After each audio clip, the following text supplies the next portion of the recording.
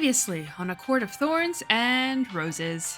Now that you're all cleaned up, you need to eat. I promise it's not a trap. See? We're not the worst thing ever after all. Aren't you grateful for my benevolent whim?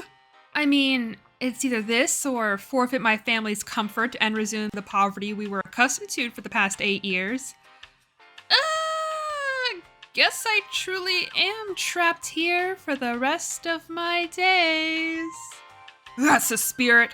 Hopefully the magical blight won't curse you or anyone else during your stay here. I'm sorry, the what now? Feyre meanders about the garden and we're stuck with her thoughts. Again. She remarks that since she's been stripped of weapons, she'll have to find an armory or something to loot. Also, her bedroom window has been left unlocked, so that provides a sufficient escape route if need be.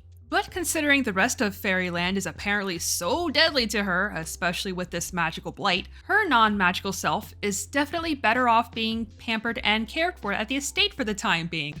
Oh well, she didn't try, I guess. Huh. But I still stand that she should call their bluff despite this. I just need something engaging to happen. Perhaps Lucien would be willing to help her around the treaty proviso since he's not so keen on her presence here. She hears a set of light footsteps approach her. Whirling around, she barely catches sight of short figures in her periphery, possibly wanting to play. Alice calls out to her for lunch and Feyre retreats back into the house. This seemingly unimportant curiosity poofs from her empty mind. Hours pass and it's now dinner time.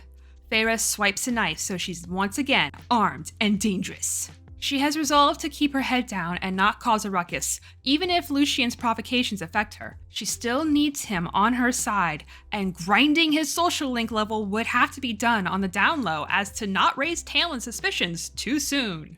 Feyre quietly watches Lucien rant to Tamlin. She wonders why the heck these guys are armed with their blades when there's no one here to fight. Maybe they're just so used to battle they're more comfortable being equipped? Is that how Lucien lost his eye? Lucien catches Feyre staring and teases if she had been contemplating his demise while eyeing his sword. She softly denies this and the room falls quiet. Tamlin breaks the silence when he cracks a lazy grin and mentions how she likes to hunt. He could tell by her calloused hands. She's like, I don't hunt 'cause I like it. How'd you know that anyway? Tamlin stares. What else were you doing in the forest that day? Plus, I noticed your father didn't have the same calloused hands. Us Fae know how to piece context clues, unless your ridiculous tales of us say otherwise. Feyre, I guess feeling out of place or whatever, stares at the exquisite plates before her, no longer sporting the engorging appetite from earlier, just guilt for all of the farming tools and supplies she could have bought if she hawked the fancy plates before her. 'Cause, Feyre thinks she would have gone into farming if given the opportunity. Okay, girl. Oh my god, this girl. Lucien changes the subject and asks Feyre her age. She says 19, and he teases that she's already such a skilled killer at her young age. Feyre holds it together. She needs him to return home. There's still that sworn oath with her dead mother to keep. The rest of the family may be cared for right now, but she's not the one doing it. So maybe it is worth sneaking back to them somehow. Her dream to marry her sisters off and live peacefully with her dad doing whatever she controllably wants hasn't left her grasp yet. At least her repetitive internal wafflings have been presented in short spurts. Easier to glaze through than repetitive, long-winded, shallow self-moralizing. Anyway, Feyre needs to show interest in Lucien and Tamlin before her vague notion of plans can proceed. She asks if this, sparing humans on a whim and having fine meals, is what they do with their lives. Lucien makes his sarcastic response of dancing under the full moon and stealing babes from their cribs, but Tamlin interrupts and sincerely asks if her mother ever told her about them. The way he phrases this implies to me that the Fae believe their fables would be more well known among mortals, but if I remove the tinfoil hat and simply apply Occam's razor, we need a segue to the men learning about Feyre's dead mom and further beef up her tragic backstory in their eyes. But On my first read, I couldn't shake the gut feeling that Tamlin almost expected Feyre's mom in particular to be more familiar with Fey culture or something. But Feyre doesn't pick up on whatever Tamlin may or may not be putting down, and says that her mother didn't have time for such stories, because she was too busy being a ladder-climbing socialite. Tamlin asks how she died, as he never saw any hints of an older woman in that house. Feyre says typhus when I was 8, and she stands to excuse herself. Tamlin apologizes for her loss. She grimaces at his pity, turns on her heel, and leaves the dining room. Let Tamlin think her to be a rude, uncouth little thing. She'll begin her social link grind with Lucien tomorrow. In her room, Feyre finds a convenient little satchel in her armoire where she stashes the stolen knife and some spare clothes, just in case the opportunity to flee spontaneously arises. Just in case. End of chapter. The next morning, Alice and the other servants bathe and dress Feyre. Her plan of attack today is to get Lucien alone. She'll play the rest by ear. While chatting up Alice, Feyre learns that Lucien's on patrol duty today, and would be at the stables to prepare for departure. On her way there, however, she's intercepted by Tamlin. He's like, "No tripwires today?" Feyre's like, "You said I didn't need them, so I listened." There's a beat. Tamlin puts on his best attempt at a pleasant smile and says that his morning plans have been postponed. "If you want to ride across the gardens, if you're interested in your new ... residence, I can take you." Damn. Wow. I mean, I can tell he's intentionally supposed to be this awkward duck of a heteronormative hot prince guy man dude bro, but damn. Doesn't make me pity him any less. Even Feyre can see it as she remarks to us how that effort to be accommodating seemed to pain him. Well, geez, when she frames it like that, maybe Tamlin really does hold a little animosity toward Feyre for Andras, but he has to set it aside cause curse? Okay.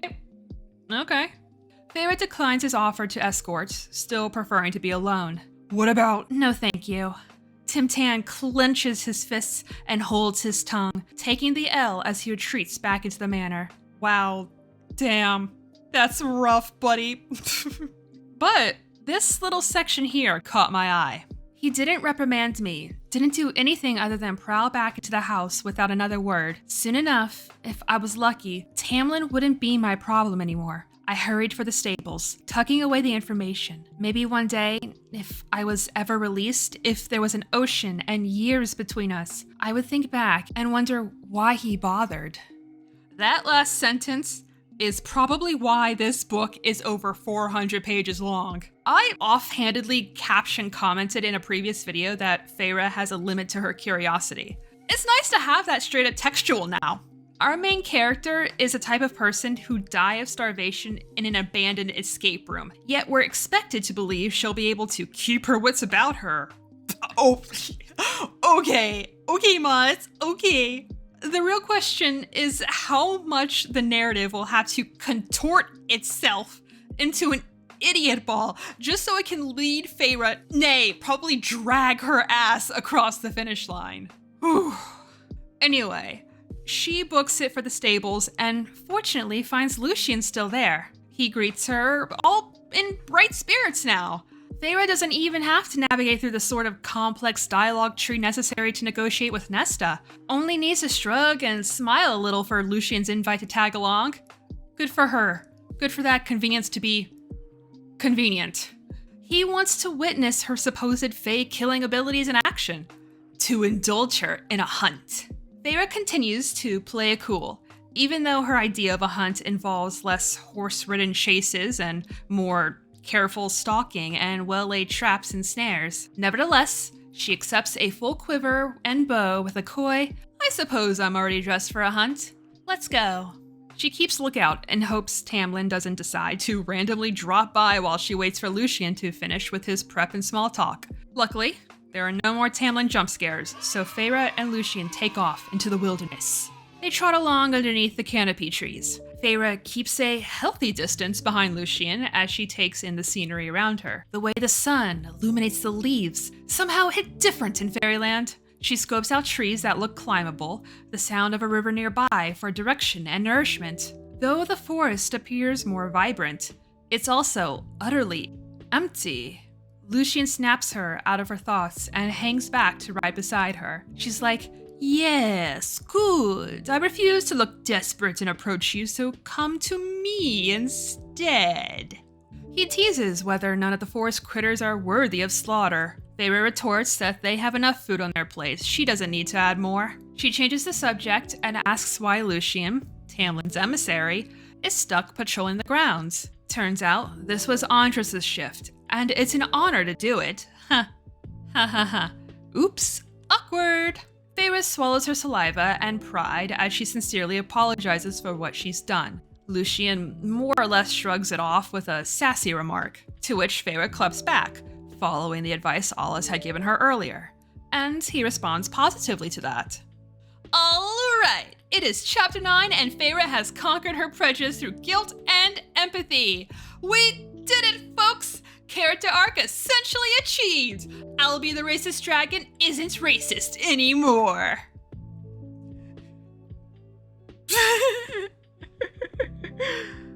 Oh, I know conflict resolution is quaint and adult and shit, but we are only 20% in.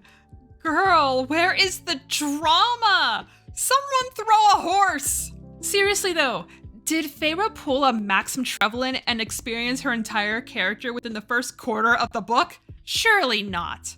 Surely, renowned storyteller Sarah J. Maas did not channel infamous one-hit wonder E.L. James to the space-time continuum while structuring this. Jesus, why do I keep gravitating toward the same shit over and over again? God damn. So, Lucien reads Feyre's billionaire brain genius monkey plan like the open book it is, asking when she plans to start schmoozing him to beseech Tamlin on her behalf. It's why she's with him now, right? How she caught him just as he was leaving? He's flattered she thinks he has any sway with Tamlin. She'd already be gone if he had that power. Feyre's like, what? Accuse me? He quashes whatever meager thread of hope she had clung to. There is no alternative to the treaty demands. No extra loopholes.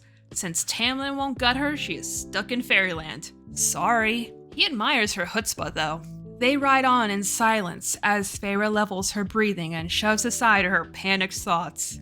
She asks if the rest of Tamlin's court had fled from the Blight. He seems surprised and asks, "How'd you know about the court?" Feyre conveniently intuits that he mistook the meaning of her question and responds whether normal estates have emissaries. Plus, she's heard the staff chatter. He evades the initial question and mentions that the masks all the staff chose were meant to honor Tamlin's shapeshifting abilities. Then, Feyre asks what happened to the magic to make it all wonky. He says, "Something was sent from the shitholes of hell, ... Shouldn't have said that if word got back to her." Oh. So the Blight came from a thing, and there's a shady her. A high lady, maybe? Okay. Feyre asks a couple direct questions. How old is Lucien? What powers do Fae have? Can you all shapeshift like Tamlin? First, Lucien is old. Second and third, Tamlin's the only one who can shapeshift, but he can transform others if need be, and he only saves that for his sentries. Andres was a high fae too, and was supposed to blend in with the wildlife, but haha, that didn't work out well. Lucien goes on, cause fuck it, it's a pleasantly sunny day for loose lips. The high fae don't have specific powers the way lesser fae do. They don't do whatever shenanigans folklore dictates. They simply exist to rule. I bet that's what a lot of divine right absolute monarchists have said about themselves too back in the day. Didn't work out for them though. It's not too late to be a Jaeger, Feyre. There must be some residual anger or hatred to tap into. Nobody expects the Spanish rumbling. Feyre turns her head so he doesn't see her eyes roll. Then she asks if she were one of them, she'd be like Alice and exist to wait on them hand and foot, yeah? Then she internally scoffs at his silent confirmation. See? There is some residual animosity. God, it sounds like I want Feyre to still be a racist. And yeah, I kinda do. It's too early for her to be reformed. But she still resumes her lore and world building questionnaire, dropping pretense in regards to his scar.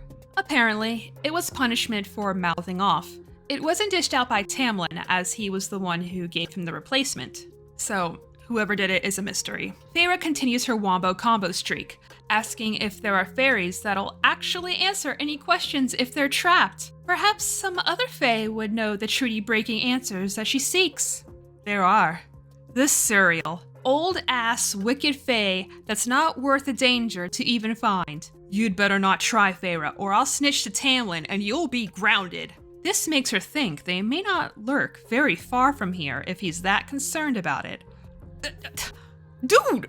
Why did he give her that answer so easily? What?